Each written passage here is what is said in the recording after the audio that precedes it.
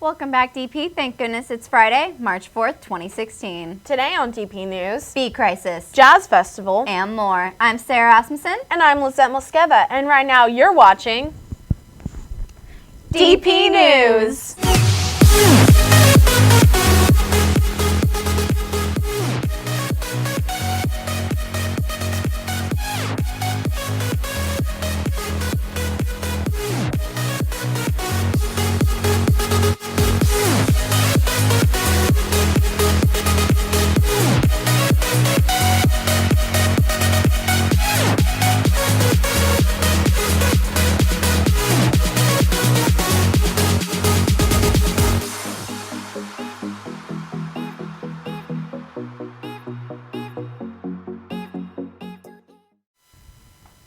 On Tuesday, March 1st, a swarm of bees flew over the Greek during lunch, causing many DP students to duck and run for shelter. Here's Trent Toyama and hero of the day, Mr. Gleason, to tell us what all the buzz was about. Basically, during lunch, I was in T3 working on some stuff for yearbook, and we heard a bunch of screaming, and we looked outside, and there were just people running, so we all ran to the door, and we just saw this giant swarm of bees just hovering around the Greek. We went and ran and grabbed some cameras to try and cover it for yearbook maybe. And after that, really just kind of people dispersed and seagulls started coming in and trying to eat the bees, so it was pretty hectic. In springtime, as it's getting warmer, bees are starting to split out of their hives. So when they start running out of room, like an oak tree or something like that, half the hive will take off and try and find a new home. So when you see a swarm of bees, that's what's happening. And usually they'll be flying in a straight line across campus, and then they'll find a convenient tree to sort of make a little football shape or basketball shape, depending on how big the swarm is. And so for me, I'm a beekeeper, and the drought's been really hard on bees. My bees actually died last year, so I was really happy to see a new swarm. And we just got one of the paper boxes from the copy room, and they're pretty docile when they're swarming. Their bellies are all full of honey. So we just shook a limb and put them in the box and left the box cracked. All the scouts are out looking, the scout bees are looking for new homes. And we just waited until evening when it gets cool and all the bees came home. So last night they were all in the box, and I took them, closed the box up and took them home and put them in my backyard. Believable. Thankfully, no one was stung. Our very own DP Jazz Band is opening the evening show of Saturday's Jazz Festival in the EPAC. Here's Ashley with more news from Mr. Rose about the event.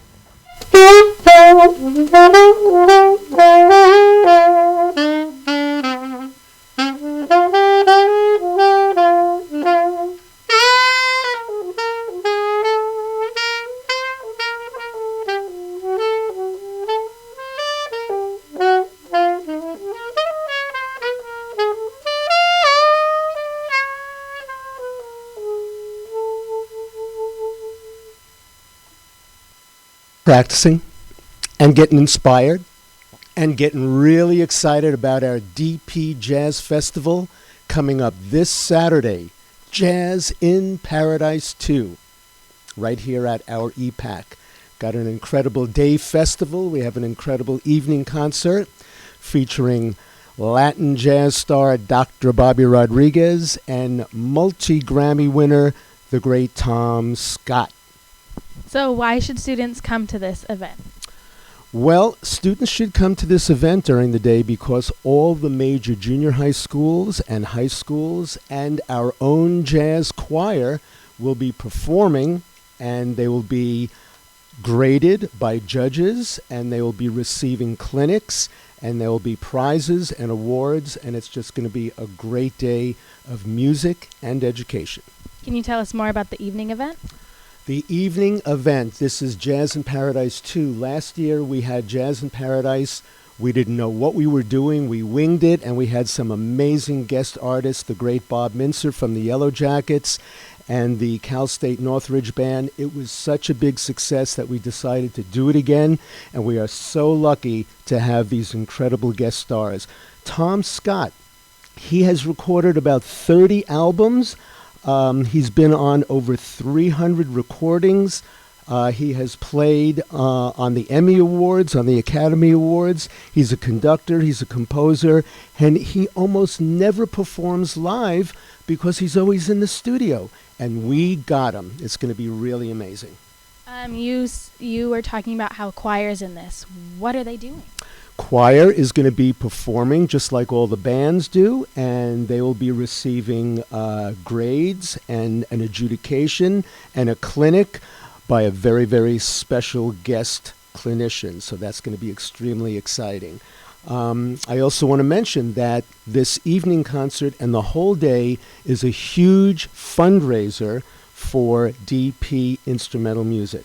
So the tickets are not very expensive, $25, $20 for students and senior citizens, and they'll be available at the door. And we also have a lot of students going around and selling them. And I've got plenty of tickets if anyone wants to come by. And teachers, come to the concert. Help support your students and make this a great event. Thank you, Mr. Rose. I know I'll be there on Saturday. So will I. Sounds like it'll be a great time, and I'm sure it'll be a sharp performance. Congratulations to Marcellus Gossett, who received the Leader in Excellence Award and $500 from the Patrick Family Scholarship. Marcellus was one of 4 selected out of the 175 participants in this year's GLC and will be going on a fully paid trip to Washington, D.C. with 16 other GLC student ambassadors next October. Congratulations also to Quinn Stone and Lauren Young, who each received the Ambassador Award and $100 scholarships. Have an interest in bikes and or cars? Head over to B3 on Tuesdays for the Charger Cruisers Bike and Car Club. Today is the day, Chargers. Leadership Air Bands will take place today at lunch in the Greek.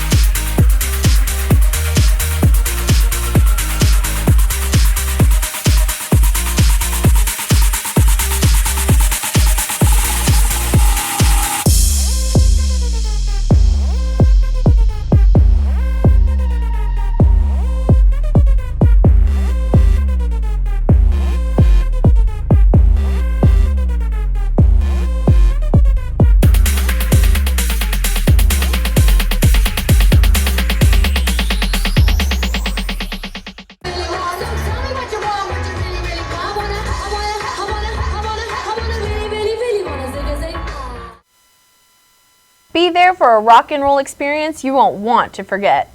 If you're struggling to decide what electives to take next year, here's a glimpse of culinary arts and Mexican American literature.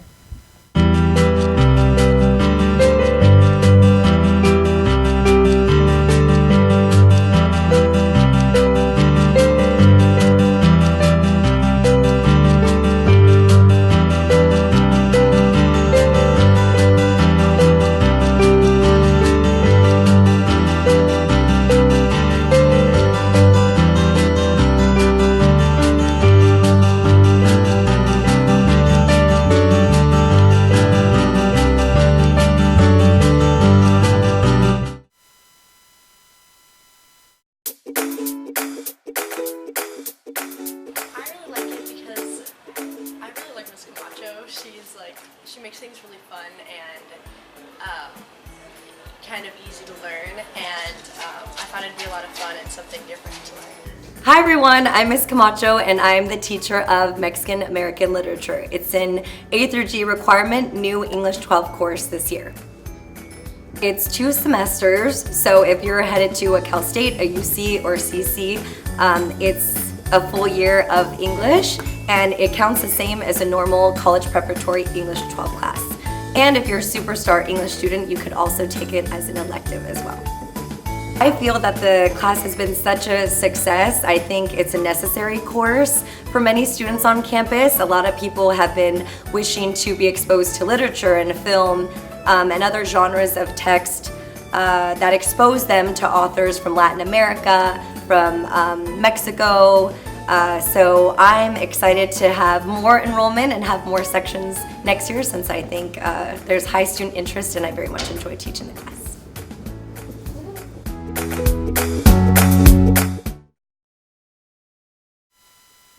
Those electives look fun, Chargers. Be sure to keep those classes in mind when choosing your electives for next year. Anyone interested in any field of design should submit a project to the Architectural Design Competition. The competition provides immense insight into the process of developing ideas and putting them down on paper. Not to mention that it challenges your creative and critical thinking skills. If you wish to participate in the competition, please register before March 8th, and for more info, visit the High School Design Competition tab at www.afsb.org. Next Thursday at lunch in the Quad by Mr. Gleason's Garden, DP is participating in the District Wellness Day event. There will be tons of fun booths and activities for students with chances to win prizes. The activity is associated with the Good Food Club in coalition with the Campus Food Services.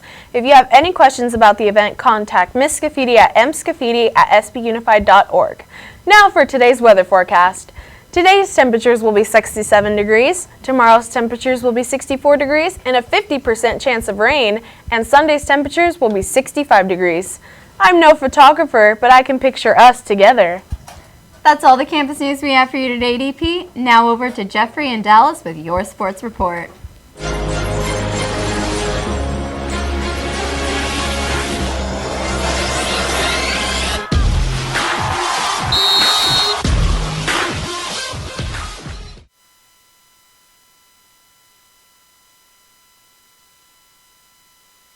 Baseball team participated in the Easton Tournament versus Burbank on our field. Our boys won their home opener against Burbank High School with a final score of 4-0. And yesterday, our boys played valiantly against Agora in the second match of the Easton Tournament on our fields.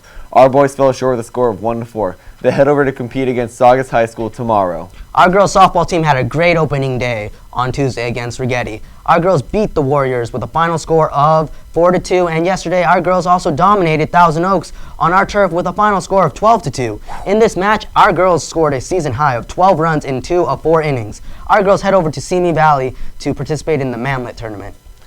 Our swim and dive team headed over to the pools of SB High to begin their season with the Channel League relays today.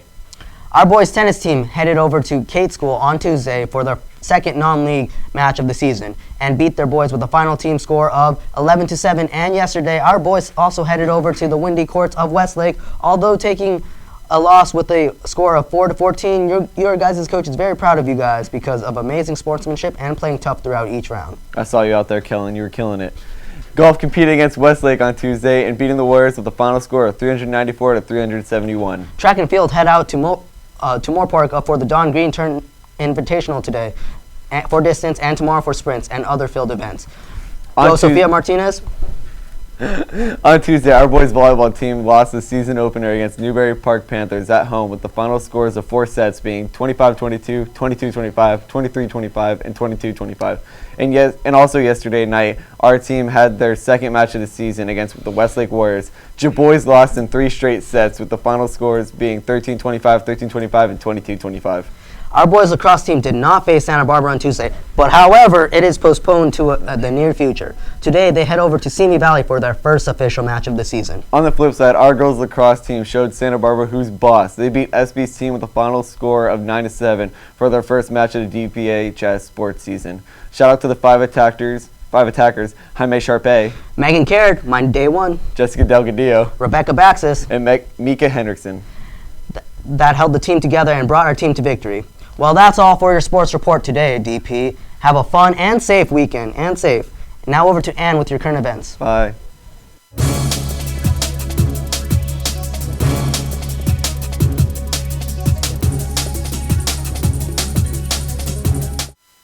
Morning, Dos Pueblos. March 1st was Super Tuesday, a day on which several U.S. states hold primary elections. On the Republican front, Donald Trump led with 7 states, Ted Cruz got 3, and Marco Rubio walked away with 1. As for the Democrats, Hillary Clinton won 7 states, leaving Bernie Sanders with 3. Following Super Tuesday, Mitt Romney, ex-presidential candidate, made history by downing the front runner for his political party, Donald Trump. Romney said, Let me put it plainly, if we Republicans choose Donald Trump as our nominee, the prospects for a safe and prosperous future are greatly diminished. Romney said, "Here's what I know. Donald Trump is a phony, a fraud. His promises are as worthless as a degree from Trump University." That's all for today, DP. I'm Ann Bailey signing out.